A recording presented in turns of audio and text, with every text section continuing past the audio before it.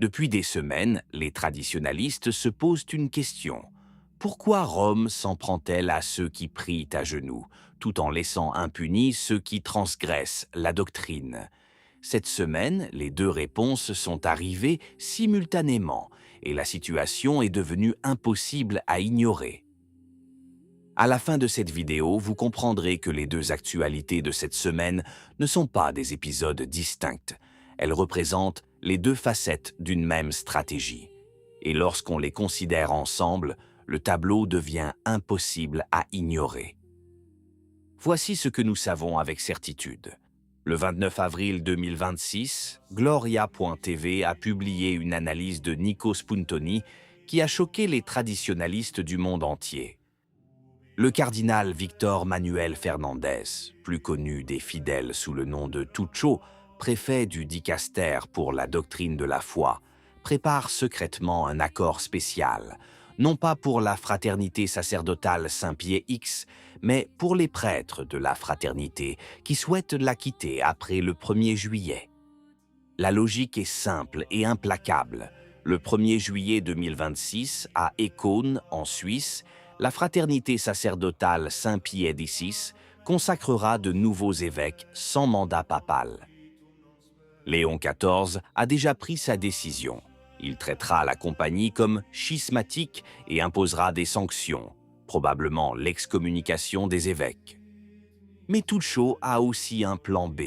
Ouvrir la porte à ceux qui veulent quitter la fraternité avant le conflit, proposer des aménagements canoniques aux prêtres modérés et affaiblir de l'intérieur ce qu'il ne peut empêcher de l'extérieur. Un commentaire publié sur Gloria TV résume avec justesse ce que beaucoup pensent.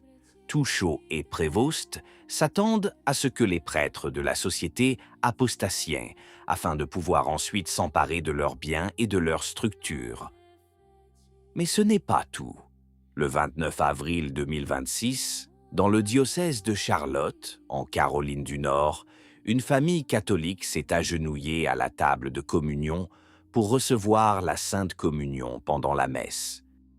Un geste ancestral, un geste d'adoration, un geste qui, depuis des siècles, est le geste normal de tout croyant devant l'Assemblée du Christ.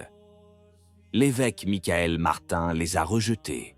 Il leur a refusé la communion, non pas par manque de foi, non pas pour un péché public, mais parce qu'ils s'étaient agenouillés.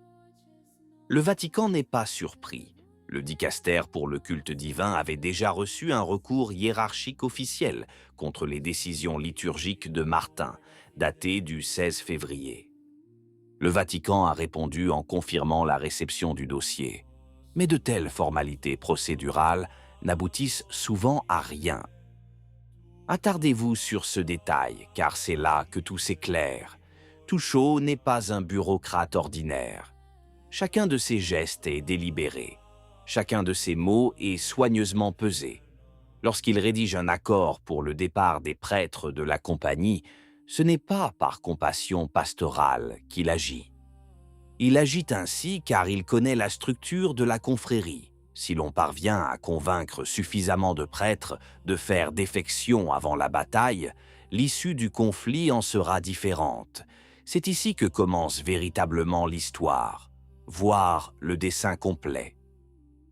D'une part, Rome utilise la promesse de régularisation canonique comme levier pour démembrer la fraternité de l'intérieur, diviser pour mieux régner. Une stratégie aussi vieille que la politique. En revanche, dans les paroisses ordinaires, des évêques comme Martin peuvent refuser la communion à ceux qui s'agenouillent sans véritable conséquence, tandis que le Vatican accumule des dossiers bureaucratiques qui finissent par prendre la poussière dans un tiroir. Le message est clair, même si personne ne l'affirmera jamais ouvertement. Ceux qui suivent la tradition sont un problème à résoudre. Ceux qui la critiquent sont à l'abri. Réfléchissez-y un instant. La fraternité compte parmi les rares réalités en pleine croissance au sein de l'Église.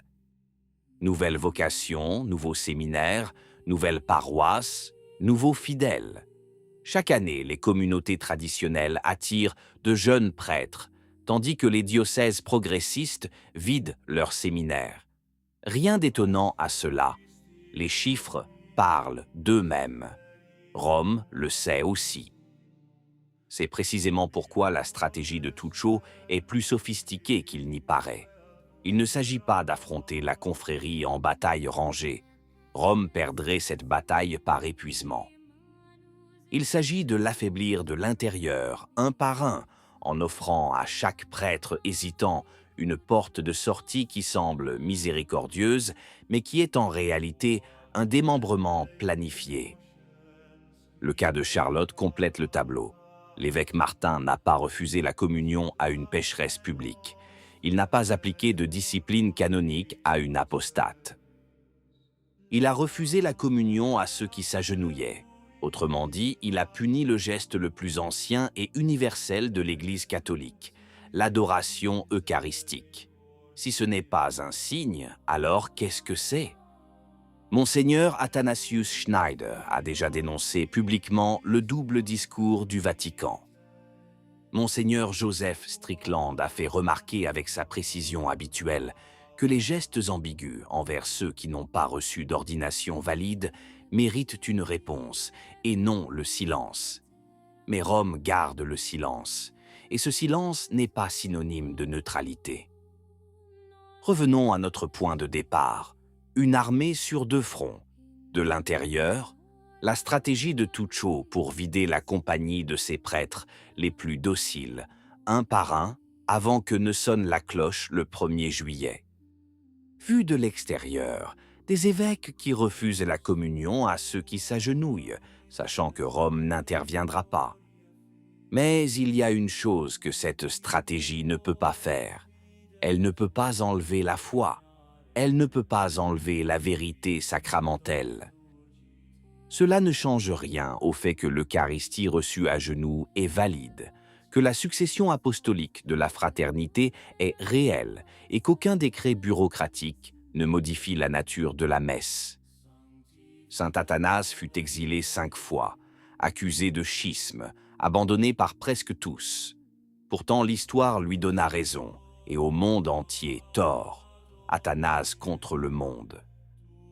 Et aujourd'hui encore, partout dans le monde où la messe traditionnelle est célébrée, la réponse à la stratégie de Rome est la même que celle d'Athanase. Continuez, priez, s'agenouiller.